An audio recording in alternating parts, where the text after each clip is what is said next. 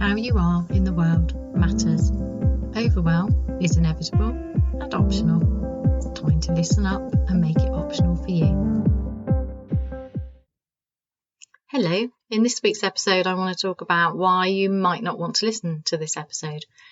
So there's a lot of advice, isn't there? There's a lot of advice out there. And there's a lot of information available. And then there's you and what you need. And I think there can often be overwhelm from too much listening to external things. Even this brilliant, lovely podcast, of which, of course, I want you to listen to this episode. But what I mean by listen is, if every time you listen to what somebody else has to say, you're hoping to be rescued, you're looking for the solution for you, which we all do, right? Because we all Google, how do I solve this problem?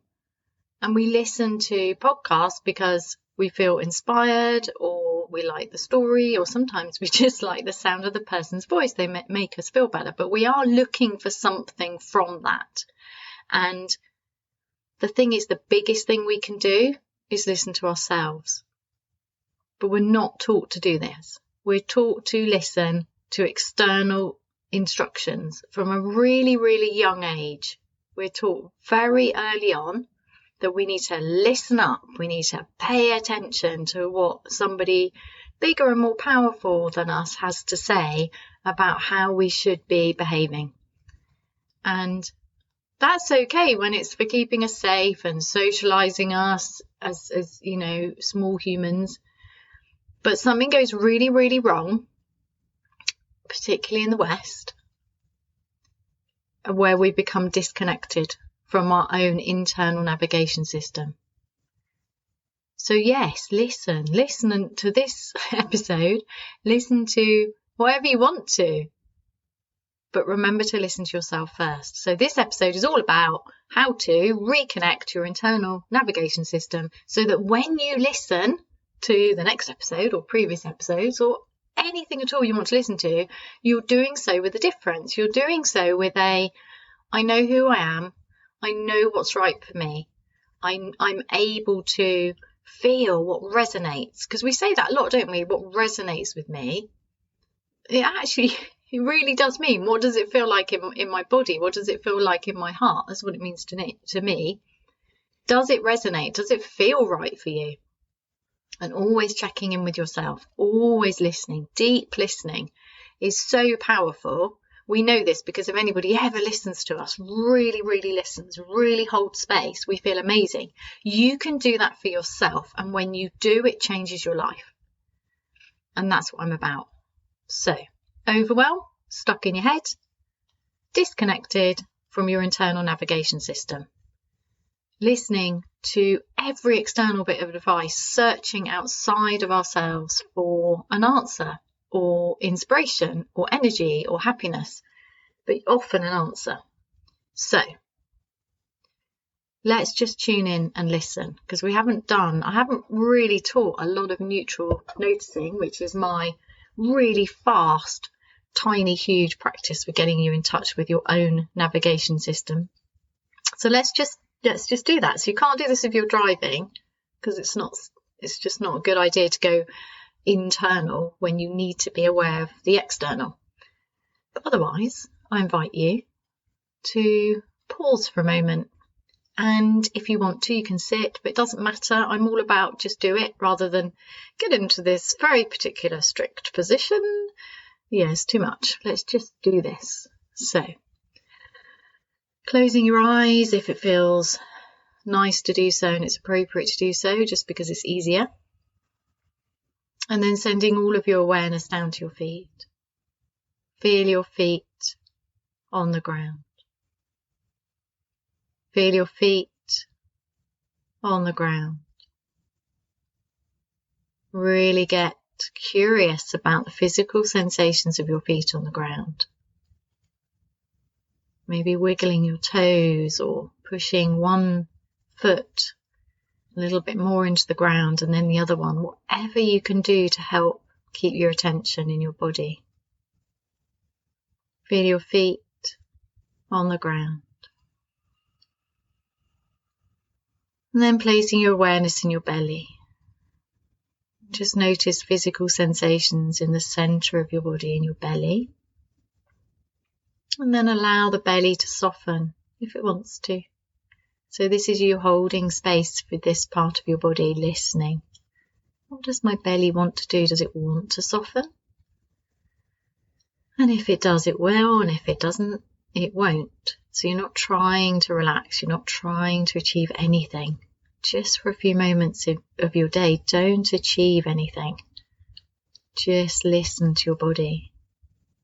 Feet on the ground. Softening belly or not. Maybe allowing your shoulders to move away from your ears if they want to. And if they don't, that's okay. Just notice that too. Feet on the ground, softening belly or not. Shoulders moving away from your ears or not. And notice how you feel in this moment. And however you feel is however you feel. Just be with that for a moment. Curiously, kindly, listening. So when I mean listening to the body, I mean just noticing physical sensations in the body. Then you tend to get interference, either pulls on your attention from external distractions, which you can just notice and then return to the body, knowing that each time you get distracted and come back, you're strengthening the ability to control your attention. And then there's another layer of noticing. What's your mind up to? So it's quite difficult to listen without the mind adding its little kind of conversation, this little narration. Oh, there's something wrong with my knee. Oh, what's that strange sensation in my belly? Oh, my shoulders are really tight. I really shouldn't have done that. Oh no, I've got this problem. It needs to be solved now. So just notice whatever's going on. And then check to see if it's neutral.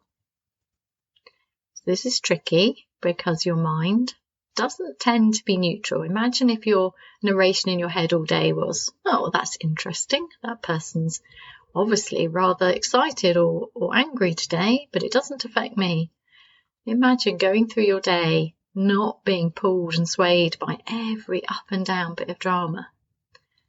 Imagine that you were able to observe neutrally. How much power would that give you?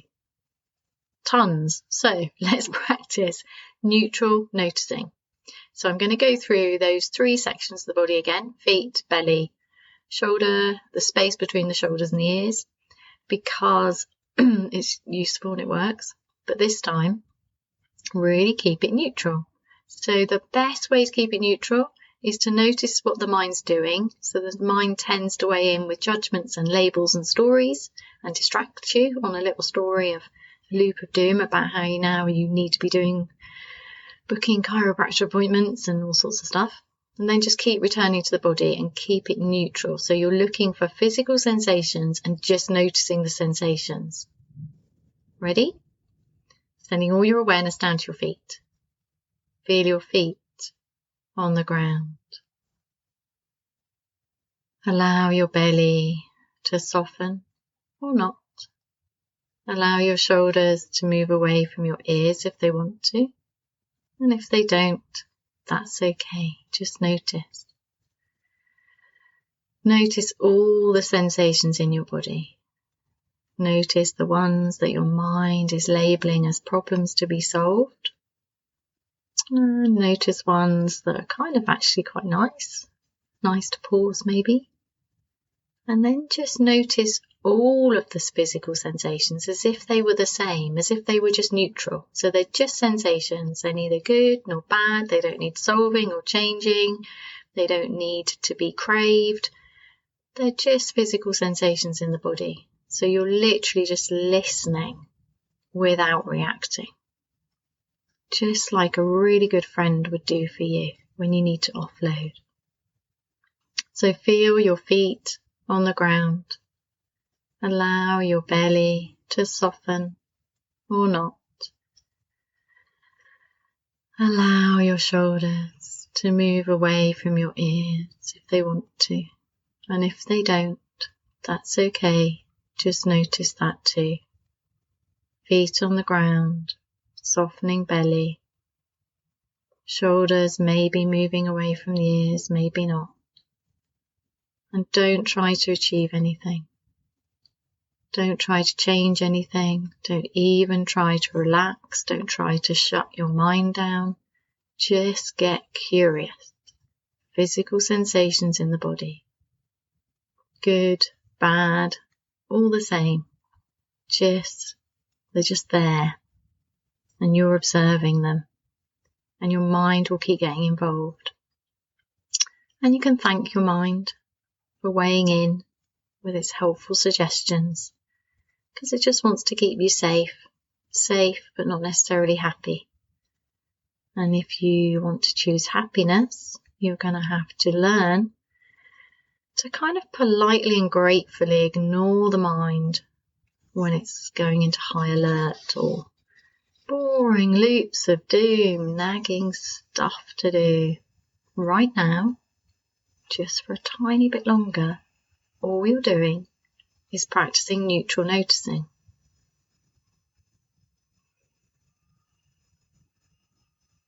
And then when you're ready, open your eyes and pause again. Just notice. Notice if you feel slightly different or the same. If you feel irritated, if you feel calm, if you feel like that was interesting, just notice for a moment. And then you can go about your day. Now, neutral noticing is powerful. It's quite funny though, because I use it all the time. So it's changed how I move through my day. I stay connected to my body. I'm listening to my body, but I'm still perfectly capable of going, I'll just get this done, even though I really need to go and get a drink. Oh, I'm really hungry. Now I'll just get this done. So I'm really aware that my mind is still overriding the signals from my body. Now, this isn't good or bad. This just is. And I mean, partly we have to, don't we? When we're growing up, we have to learn when it's appropriate to, pee, where we pee. And we can't all necessarily just start eating whenever we want to. But in general, this constant living from the mind is making us unhappy. And if it's making you unhappy, if you tend to get stuck in your head and really overwhelmed and not able to navigate your day in a way that works for you, then tapping into the body and listening to the body, even without having to respond. And this is really important. So neutral noticing isn't listening to the body and then responding. Neutral noticing is noticing completely neutrally what's going on for you in your body, physical sensations, in your heart. Now, yes, the heart's part of the body, but the heart has a special intelligence, special stuff to tell us, a ton of neurons to help you. And we know this because when we hug, we're kind of heart to heart. And when we talk to somebody we love, it fills our heart. So the heart has lots to tell us. We didn't do that in that neutral noticing practice. We just went with the body because that was just a really basic neutral noticing practice. And then you can start to also, neutral noticing helps you control the mind. Now, when I mean control, I don't mean you're trying to stop the mind, because there's no need. So, and also it's really helpful to be able to do this in chaos. So if you can sit with yourself for 1 minute and notice that your mind keeps pulling your attention, making it really, really hard, and over again, you have to keep returning to the physical sensations in your feet. And it's like, God, this is irritating. That's really good. Why is that good? Because each time you choose to say, okay, mind, you're pretty busy right now, but I don't want to listen to you because I'm just going to tune in and listen to my body. Each time you do that over and over again, you get better at doing it. And when you get better at doing this, you get better at ignoring external distractions and things that aren't meant for you. You get better at saying yes to the things that are for you and no for the things that aren't. Now, obviously, this takes time, but literally a few minutes a day can change your life. How do I know this? Well, it's changed my life, but I work with clients. And I had a client the other day who suddenly said to me, I don't use your audios. I mean, she uses the audios if she wants to work on something very specific. She might choose to do that because it strengthens the work. It makes it easier and more effective temporarily. But she doesn't use just a basic neutral noticing one anymore because she's doing it all the time. And what was really exciting for me was when she said, I'm able to observe my mind. I can see what's going on. And it's that's what you get from mindfulness meditation. But the problem with mindfulness meditation, in my opinion, is that sometimes it feels like a special thing to do. And when it becomes a special thing to do, now, and this sounds a bit weird because I'm neutral noticing is a special thing to do, but bear with me here.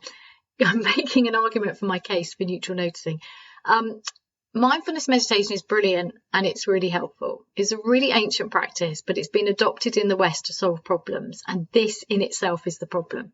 So although it's brilliant and really effective, if it becomes something to solve a problem, or if it becomes something that you've got to learn how to do because it's difficult, or you need to go on a course, or you need to set aside an enormous amount of time, like half an hour every morning, is actually a lot of time for a lot of people, then it can become difficult. And it's not difficult. I really strongly believe that the meditative state, the ability to observe our mind, is a natural human state. I believe that with every part of my being, and it makes me angry in a really good way when people think they can't meditate, they haven't got time to meditate, they need to learn to meditate. And the problem I have is that because meditation's become very popular, it becomes a thing that you get good at. So it's like, oh, I meditate, so I become good at meditating. And to me, the idea is not to become good at meditating. The idea is to become good at living. And so neutral noticing is a meditative kind of thing, but basically it's a self-awareness practice, which is really powerful because it has very specific things that you're doing. So is it doing more than meditation? I don't know. I don't really care. This isn't a competition. Does this help you? Because I know so many people who they need the benefits of meditation, the ability to be with themselves with compassion and love, the ability to observe their mind and not get caught up in the drama of their thoughts. Like pretty much everyone needs that, right? Apart from the people who've already got it.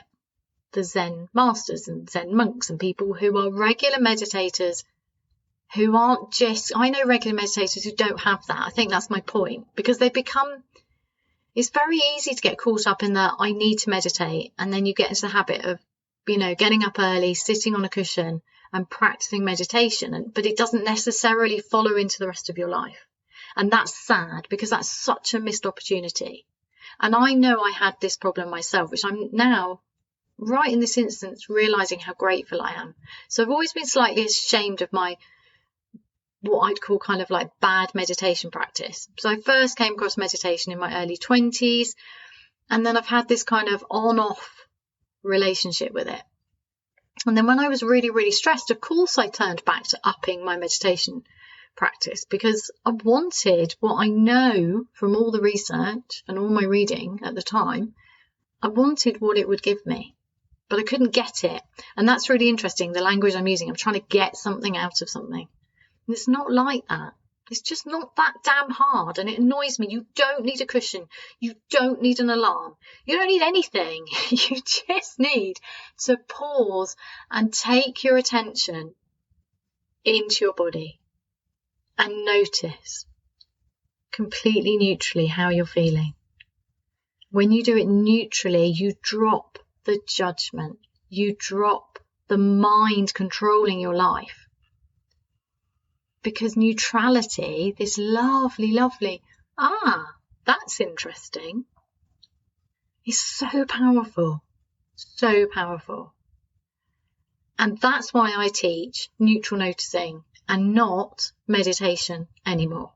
I don't teach mindfulness, I don't teach meditation, I teach neutral noticing. And I provide audios for very specific parts of somebody's life to get their life back. And then I provide them with deep journaling questions attached to that. Why? Because when you neutral notice, when you use the power of neutral noticing and you apply it to a part of your life that's becoming an issue, like a pattern that you want to break, it's really powerful because you do it without pushing and trying really hard. You're not trying to get something. You're allowing something to shift on its own by paying attention. And the very act of neutral noticing does the opposite of what gets my clients and what got myself to that place where we felt like we were about to break, where we were surfing with what I called at the time this verge of breakdown.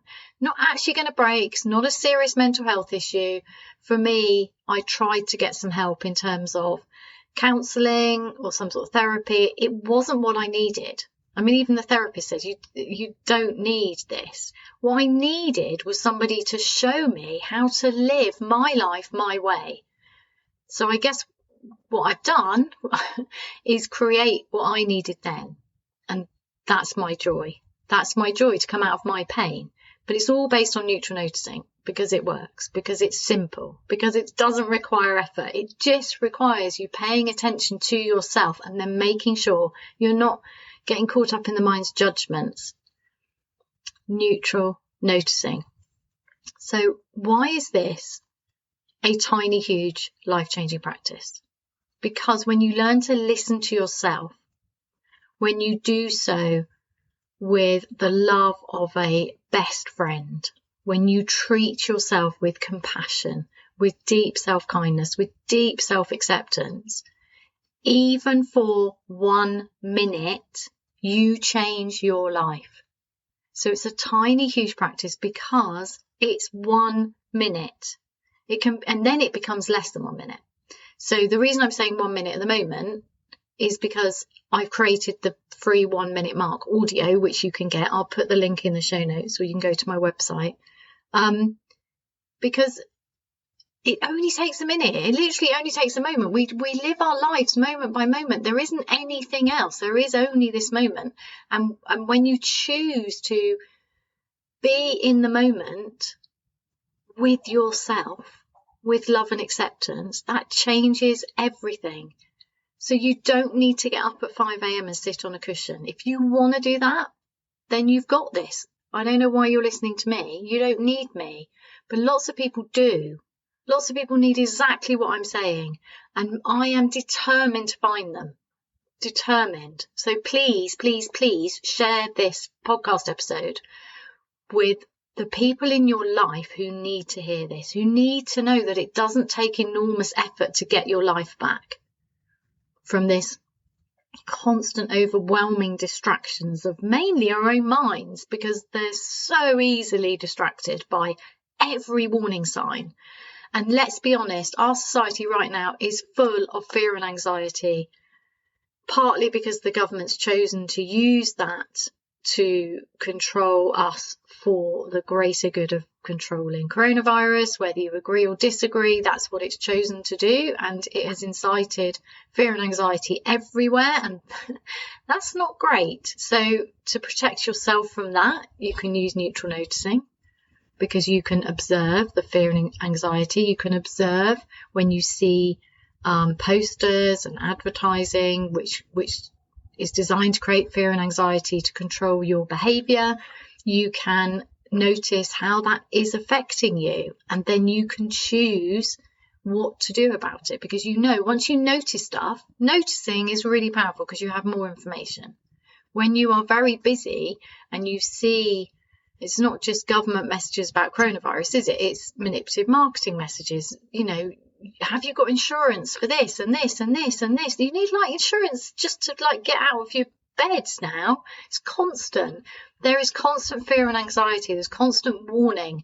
And these warnings, from an evolutionary point of view, just set off your high alert system.